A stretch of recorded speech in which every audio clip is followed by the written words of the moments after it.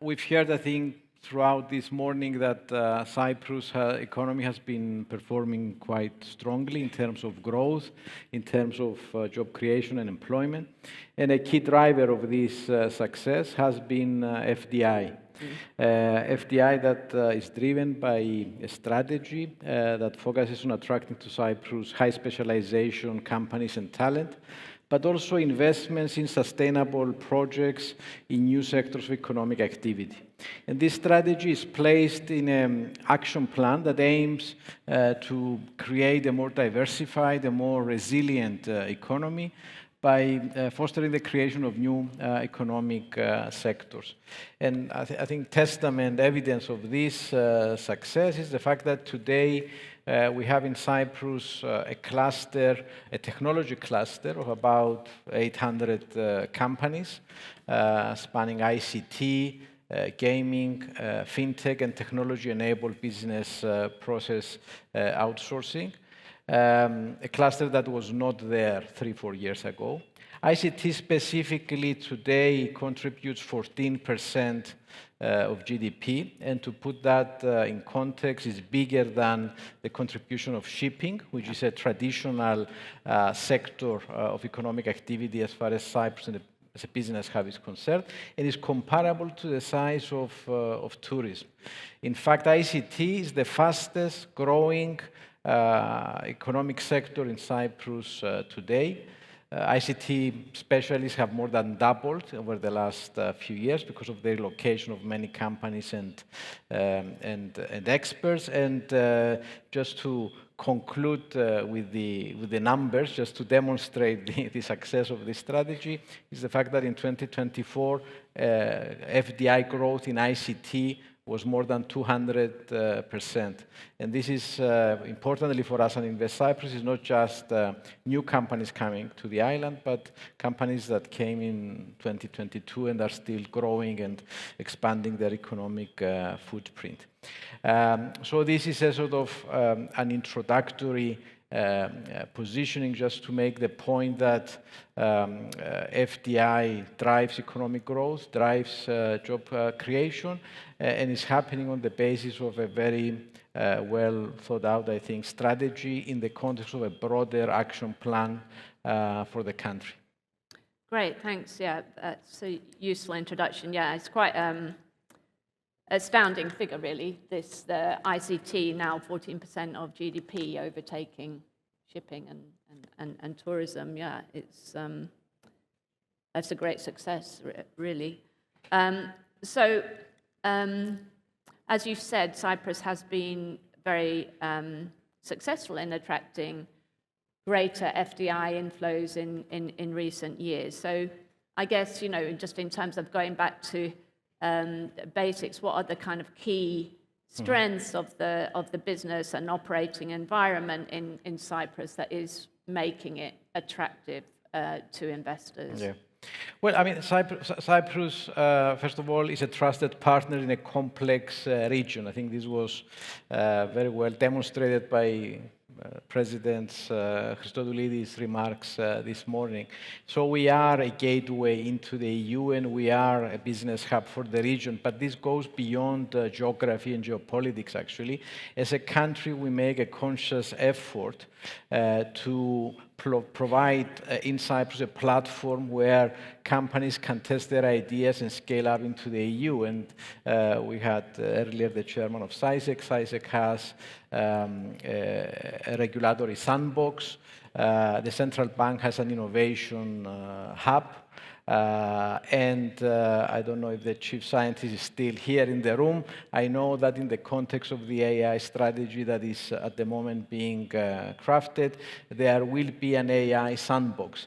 Now, this resonates very well with companies outside the EU who want to come to a small market that is welcoming to business, has a business-friendly, investment-friendly environment, has local talent, is a place where talent can relocate, it's a safe country for families, it's a place where talent meets business, and they can test their ideas and scale up in a market of 450 million. So people often ask me, what is the one reason that these companies come to Cyprus? And when we ask the investors themselves, they talk about the package, in fact, that comprises a number of components that have to do with the business, investment-friendly environment, but also the quality of life in Cyprus, the fact that it's safe for families, and it's also a place which they can advertise as part of their people proposition to attract talent. Because for many of these companies, the thing that they seek most is talented people, and they can find people in Cyprus in certain sectors, but more importantly, they can convince them easily to come and live and work in Cyprus. Yeah, interesting. I mean, it's striking that there's been this kind of burgeoning startup scene here, and Cyprus is seen as a strong innovator. Yeah, one of the strongest startup scenes in the whole EU, of course, and ICT and fintech and gaming and all these things are part of that. It's an interesting case study, I think, about how does that actually happen? Is that something that just starts and becomes kind of self-expanding, self-fulfilling growth, or is it something that has really needs to be nurtured and given more support? I mean, obviously here it depends on a few important things. You need a whole ecosystem of research, a good research base, universities, strong, that strong underlying base is important. But, well, I mean, the answer to your question is it needs both. I mean, we have a plan, and this is what is happening in terms of FDI is part and parcel of creating a future-proof economy, a future sort of feed economy in Cyprus. And you are very right, there is an ecosystem around with 12 universities, 7 centers of excellence, 9 research institutes, a thriving sort of startup ecosystem at its early stages, but growing very fast.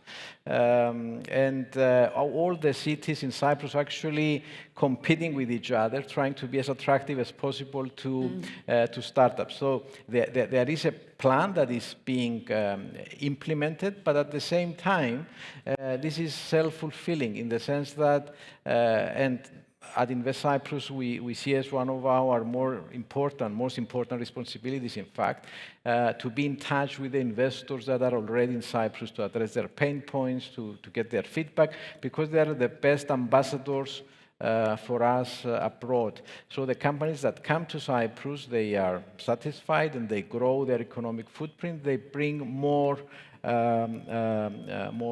companies, and this is for us very, very important.